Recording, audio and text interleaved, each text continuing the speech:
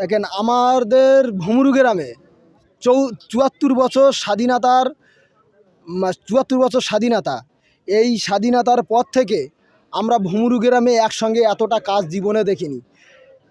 তাই ৫খানা রাস্তা একসঙ্গে ঢালাই রাস্তা, এক একটা রাস্তা ১০০০ ফুট, ৮০০ ফুট, ৬০০ ফুট করে রাস্তা। সেই রাস্তাটা কিভাবে এসছে আমরা তো হতভম্ব হয়ে গেছি। তাই টিএমসি বন্ধুরা, টিএমসি ভাইয়েরা যারা আছে গ্রামের মানুষ, সাধারণ মানুষকে বিভ্রান্ত করছে, বলছে রাস্তা আমরা এনেছি। কিন্তু আমরা বলি কাজটা হয়ে যাক, তারপরে মানুষের কাছে আমরা বলবো মানে রাস্তাটা কিভাবে এসছে আর কাদের দ্বারা এসছে।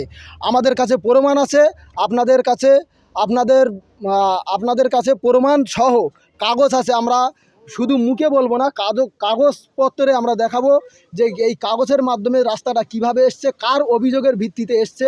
ওরা বলছে যে দিদির পোস্টার আছে, অবশ্যই থাকবে, দিদির পোস্টার তো থাকবে, সরকারের যিনি থাকবে তার পোস্টারই তো থাকবে। দিদি সরকারে আছে, আমরা বিরোধী, আমরা সরকারের কাছে আবেদন করব আমার এইটা দরকার, আমার ওইটা দরকার, আমার এখানে এইটা দরকার, এর জন্যই তো বিরোধী। আমরা সরকারের কাছে আবেদন করেছি।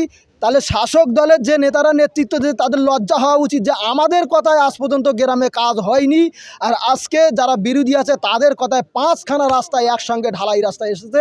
এতে তাদের লজ্জা হওয়া উচিত এবং কাগজপত্র কথা বলবে। এই কাগজে পরিষ্কার লেখা আছে আমিরুল বাগের অভিযোগের ভিত্তিতে, সরকারের কাছে অভিযোগের ভিত্তিতে এই ৫খানা রাস্তায় এখানে পুরো পরিষ্কারভাবে লেখা আছে।